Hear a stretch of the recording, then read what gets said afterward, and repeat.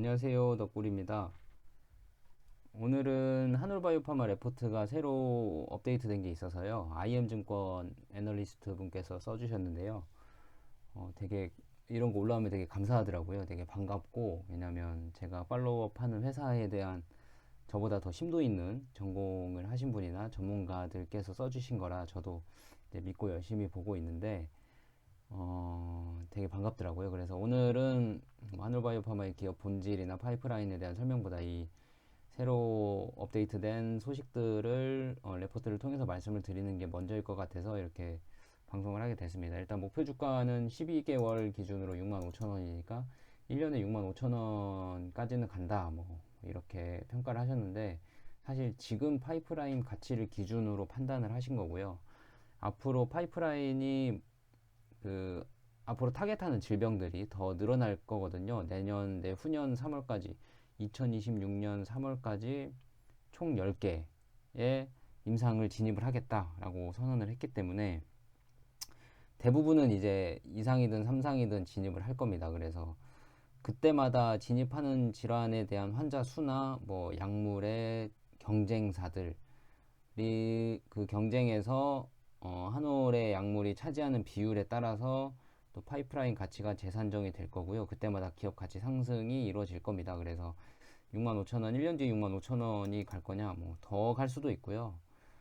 파이프라인의 이 질환, 타겟 질환에 대한 그 진행 속도가 늦어지면 조금 더 떨어질 수도 있고, 뭐 그거는 이제 향후에 시간이 지나야 봐야 알 수 있는 상황이고요. 일단은 오늘 업데이트에 대해서 한번 설명을 해드리겠습니다.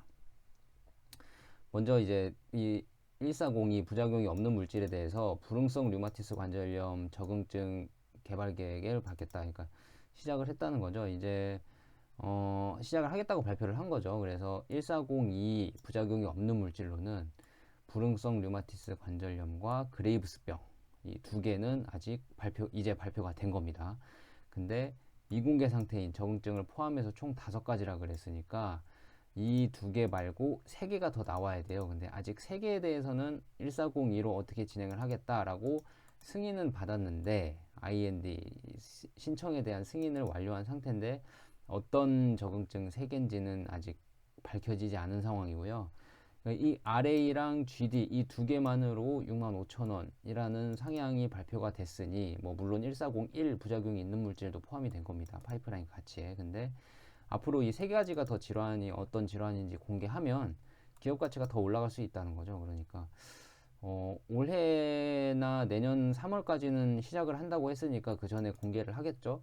그러니까 얼마 남지 않았습니다, 사실. 그래서 하늘바이오 파마가 이제 날개를 피는 시즌이 오지 않았나 싶고요. 추가적인 적응증은 1분기까지 순차적으로 공개될 예정이라니까 아까 제가 말씀드린 거예요. 이 2가지 말고 이 5가지에서 3가지 공개되지 않은 3가지는 순차적으로 공개될 예정이고 26년 1월까지 총 10가지 적응증을 목표를 하고 있습니다. 그러니까 적응증이 발표되고 진입할 때마다 기업 가치는 조금씩 상향이 될 겁니다. 기다려 주시면 될 것 같고 이 바토클리마비 1401이에요. 부작용이 있는 물질. 이 부작용이 있는 물질에 대한 MG 중증 근무력증 임상 3상 탑라인이 내년 1분기 3월 31일까지 발표가 될 거고요.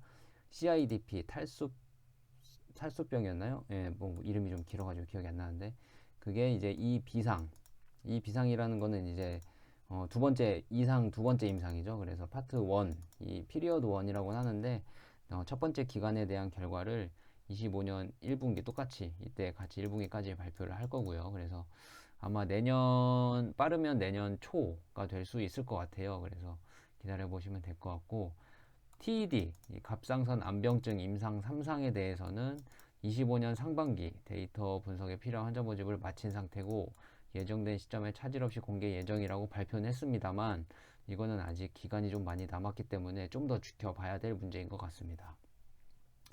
그 다음에 류마티스 관절염에 대한 언맷 니즈가 아직도 크다. 7만 명, 이 70K가 7만 명을 뜻하는 거거든요.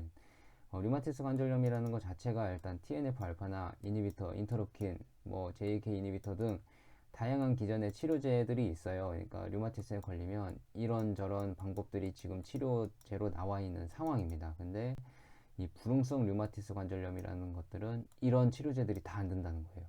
다 안 드는 사람들이 약 7만 명 정도가 있는 겁니다. 그러니까 이렇게도 해보고 저렇게도 해보고 안 드는 환자들에 대해서 이뮤노반트는 이제 이 시장을 타겟을 하겠다. 여기 나왔죠. difficult to treat 지난번에 했던 RA에 대한 환자들에서 이 환자들이 전체 류마티스 시장의 5에서 20%를 차지하는데 이 환자군을 타겟을 하겠다.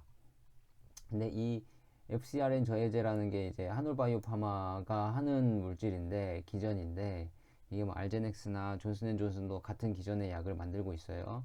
알제넥스는 F가티지모드라는 약이고 존슨앤존슨은 얀센에서 이제 기술을 가져온 니포칼리맙이라는 물질입니다. 그래서 그 사람들이 그 세 이뮤노반트까지 해서 그 세 개의 회사가 FcRn 저해제로 이제 개발을 하고 있는데 이 저해제 특징이 IgG라는 수치를 엄청 낮춰요. 근데 이 수치를 낮추는 게 얼마나 낮추냐에 따라 효과가 왔다 갔다 하거든요.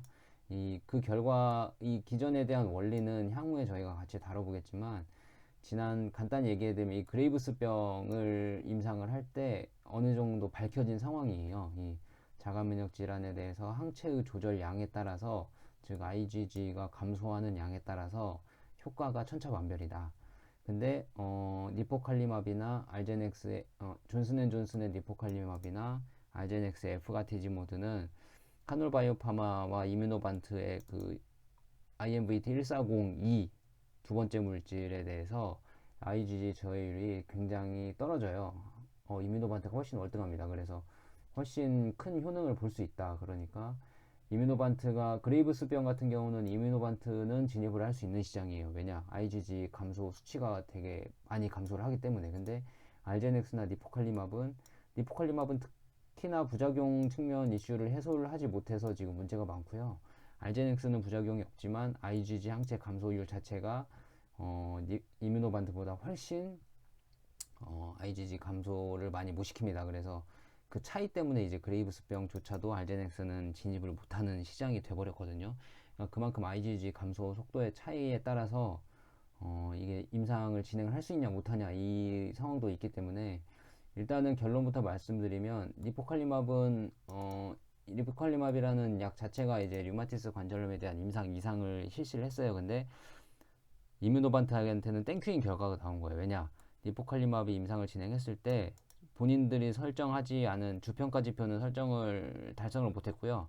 두 번째 부평가 지표로 서브그룹으로 이제 실험을 한 게 이뮤노반트한테는 땡큐인 결과가 나온 거예요. 그러니까 예를 들면 여기 나와 있죠. 리포칼리맙의 임상 이상 결과는 기저치 ACPA가 높았던 환자군 및 ACPA IgG 감소가 큰 폭으로 나타나는 환자군에서 주요 임상지표 개선을 확인하며 동사 이뮤노반트의 RA 저항체 진입에 상당한 근거를 제공한 바 있다 나와 있죠. 그러니까 IgG 감소가 큰 폭으로 나타날수록 이 ACPA 양성, ACPA 플러스라고도 하는데 양성인 환자군도 IgG가 감소가 되면 그만큼 영향력이 긍정적인 효과를 보여줬다 이런 말이라서 IgG가 최대로 감소하면 할수록 류마티스 관절염에도 효과가 있다라는 걸 리포칼리맙이 대신 증명을 해준 거예요. 그러니까 FDA 입장에서는 경쟁사에서 이 약 증명해줬네. 이뮤노반트 눈에는 그냥 이상하지 말고 삼성으로 바로 가. 이렇게 된 겁니다. 근데 이제 여기서 이제 보고서에서 말씀드린 내용은 뭐 다양한 원인이 존재를 한다. 뭐 예를 들어서 뭐 흡연도 있고 뭐 여러 가지가 있거든요. 근데 이 류마티스 관절염이라는 것 자체가 원인이 아무리 다양하다고 해도 그 IgG 감소의 정도가 어차피 상관관계가 없을 수가 없거든요. 그러니까 여기서는 니포칼리맙을 단일 용량으로 해서 뭐 이렇게 적게도 넣어보고 많게도 넣어봐서 IgG 감소에 따른 적게 넣으면 IgG가 조금 감소할 것이고 많게 넣으면 IgG가 많이 감소할 건데 그 감소 양에 따른 질병 진행 정도의 차이를 비교를 했어야 되는데 니포칼리맙은 한 가지 용량으로만 해서 그 IgG 감소에 따른 질병 진행 차이를 설명하지 못했다라는 말을 여기서 하고 있는 거예요. 근데 제 생각에는 이미 어느 정도 ACPA 양성 환자에 대해서 IgG의 감소의 폭의 차이가 이미 불응성 류마티스 관절염 환자의 효과가 있다는 얘기를 증명을 한 거기 때문에 큰 문제가 되지는 않을 것 같습니다. 일단은 정해진 시간이 거의 다 돼서요. 여기까지 마무리하도록 하고 또 추가적으로 내일 그 오늘 NH투자증권에서 올라온 것도 있거든요. 같이